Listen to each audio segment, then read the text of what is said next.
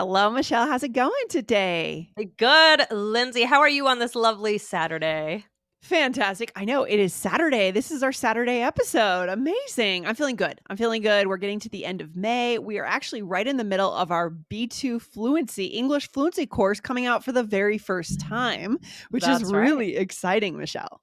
Yes, I am super excited about this course. We had a lot of fun making it, and Yep. I just think it's going to be really useful for our listeners. Absolutely. Pushing that level higher, moving towards that C1 99% fluency, Yeah. guys. Keep your eyes and ears open for emails and for announcements on this podcast on how you can get into that course. There's a limited time deal, so you're going to want to get in right away. Michelle, do we have any question to start off the episode today? Yeah. So, my question for you is, have you ever read a book in another language? Oh my gosh, good question. So when I was learning Spanish, I had Don Quixote, right, in Spanish, the famous Uh huh. author, that book, and I tried to read it and I struggled. I'm not going to Yeah. lie. It was Yeah. not easy. It's not easy to read in another language, for No, sure. no, but it Yeah. can do so much for your fluency. Actually, just the other day, I had a student asking me about saying that she wanted to start reading more, that she Mm. enjoys reading, but she doesn't have the attention span for it right now. Of course, like all of us, right? And Yeah. but we were talking about reading in English, so it's funny that we're answering this question today. Yeah. We have Yeah. yeah, but before we get to the question, guys, head on over to episode 2193. Is it too pricey how to talk about your money values in English? Ooh, very nice. And guys, check out that episode. And now I'm gonna go ahead and read our listener question, Michelle. This is from YouTube. And guys, if you didn't know, we also have a YouTube channel, right? If you prefer to watch these episodes, you can. You can see us talking to each other, our gestures. Maybe that's the way you like to learn. If so, go over to YouTube and hit subscribe on that channel, right, Michelle? Absolutely. Okay, so let's hear the Okay. question. All right. So the listener says, "Thank you for this amazing episode." It must have been about a different episode. I hope to answer my question. Reading loudly or silently for learning a language, which one is the best way for this purpose? So the listener is wondering if Ooh. they should read aloud, and the term would Mhm. be aloud, right? Read Yes. aloud Yes. or read silently when they're learning a language. Right. Nice. Yes. Yes, exactly. So great question. I'm not sure what kind of reading this listener is referring to, but I'm going to assume maybe articles, parts of books, whatever Yeah. it may be. And we don't have not sure about actual research here, if there's been some Right. sort of a more scientific study. However, we're going to give our tips, our opinions Yeah. from our experience. So let's get into it, Lindsay. What do you think? Why would someone read silently? Yeah. So definitely for comprehension. So I definitely think I understand better when I read silently, not when I'm reading Mhm. out loud in a way to read to someone or just comprehension. So keeping it in your head, fully understanding everything would be a reason to read silently, Michelle, or getting deeper information, like when you're trying to learn a specific skill. And by skill, what do we mean here? And maybe you are trying to learn about something for business. Maybe you're trying Uh, to learn mhm. a self-help book on how to deal with something, how to interview people, how to whatever it is. That's actually interesting. It's all about your choices. Maybe we'll talk about this later in the episode, but it's all about your choices to stay intrigued and into the reading, choosing the material, Mhm, right? mhm. And then out loud or aloud, as Lindsay said, that keyword, I think for our listeners, that may be good for pronunciation practice. Or in my life, I read out loud if I'm reading to my kids. Yeah. But in the sense of working on your English, I think if you really want to focus on the pronunciation, that would be a good time to do it. Yeah, I think it could also be good for presentation practice, right? So let's say, Yes. right? So not just pronunciate, but so adding in that intonation, where do we pause for for the best attention getting from an audience, right? As a way to prepare for going on a stage. Let's say we take an article and we're going to start to read it out loud in a way we might think about chunking our words in a presentation. Does that make sense? Yeah, Yeah. Yeah. for sure, because when you read out loud, you shouldn't when we think about pronunciation, it's not just the words, the vowels, the consonants. It is getting that cadence, The getting pauses, comfortable with that, the yes. pauses, and that is going to help you with your speaking as well. I love that idea. You know, Michelle, I know a lot of our listeners, they get our transcripts. They belong to our membership program. They get our transcripts by email, and they have been spending years, many of them, printing out the transcripts and listening and reading out loud with the transcripts while they listen. That's really Mhm. interesting, kind of mimicking. I love that. That is a great thing to do. Anytime Yeah. you could do it with a movie, you could do it with our Mhm. show, but there's so much that you can practice and exercise by doing something like that, using your voice. It's so good. It's so good. So, what else do we think here? What else do our listeners need to know, Michelle? Right. Well, overall, it's what you're comfortable with. I don't believe there's one right answer because everybody has a different learning style. So Mhm. it's also good to experiment in different ways, switch it up. Because maybe you want to try reading something silently and then you say, let me try it out loud. Let's see how that sounds. And Mm. that's okay. I think as long as you have a healthy variety, then you will get the most bang for your buck, I'll say. I love Mhm. that. The most bang for your buck. That's a bonus phrase for Yep. today. Michelle, what does that mean, by the way, in case our listeners didn't catch it from the context? The greatest advantage for the effort you put in. Yeah, I love it. I love it. Yeah, I like to read, myself personally silently when I'm not working on that pronunciation presentation practice, delivery practice. I want to read silently so I can really make sure I fully understand it. I need a lot of quiet. I think you and I, Michelle, are similar like that. You've mentioned before that you need Mhm. quiet. Some people can put headphones in and listen to opera music while they study or hard rock music. I don't not me. No, no, I really cannot. I cannot. So I need that silence. But yeah, as far as reading silently or aloud, again, if I'm reading to my kids, of course I'm going to Right. use my voice.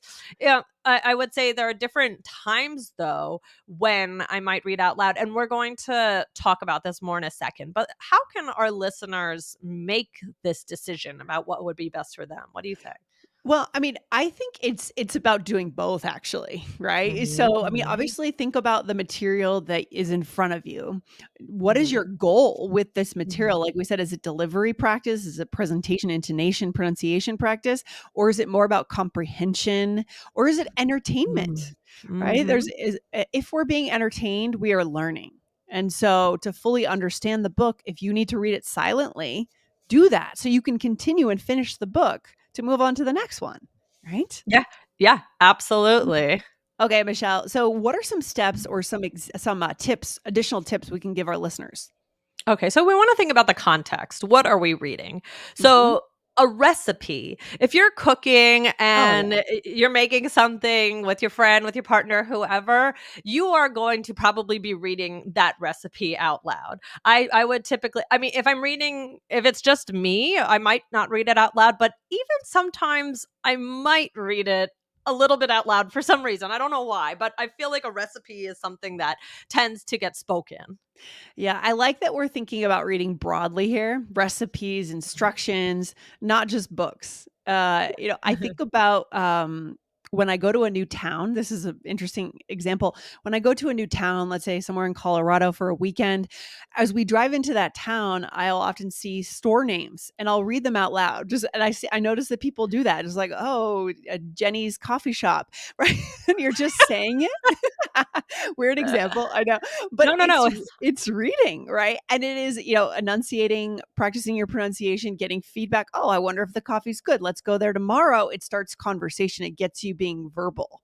So that Right, kind of just taking in the world and repeating it out loud is also a form of reading, right? right, right, exactly, and so for that kind of situation or recipe, the other day I made something and I was making with my son, so I was reading, and every type of reading has a different cadence. So if Yes, you listen to a news reporter and they're reading something off a teleprompter, they have a special way of talking that is right. going to be different than the way I read to my children, and they're different Yeah. the way that you say a recipe, and there's different pauses and there's different ways to do it. So just think about, like Lindsay said, not just books, but tons of Yeah. different material you can read, even something as simple as the signs of restaurants. Just give it a try and just You go got it. for it. I Yeah. love it. I love it. And then obviously there's the obvious, which is Mhm. books, Mhm. more of like a novel style, reading them silently, unless you're reading to someone, as we said, kind of like a play, a story, really just getting Mhm. whatever lets you get into the story. That's the Mhm. key, right? Mhm. Hmm. And then also instructions in the similar vein of recipe. Just maybe you're making a piece of furniture with somebody. You're gonna have to read that out Nice. loud. So Yeah. that's another place that reading may come in. And then subtitles. So let's say this goes back to what we were talking about in the beginning. Either the transcripts, or if you're watching. If you are watching something and you want to practice your pronunciation and you want to put the subtitles on and mute it, and Yeah. that's Yeah. another technique. Yeah, I love it. And if yeah, it's totally fair if you're having a hard time for our listeners, guys. If you're having a hard time getting into a book, a novel, maybe your teacher gave you a book that is typically used. I know when I was learning French, The Little Prince, Petit Oh, Prince, yep, right, yep. was the one everyone was supposed to read, and I just kind of like meh, right? I really wasn't that into it. But Okay. what can we do that would be creative?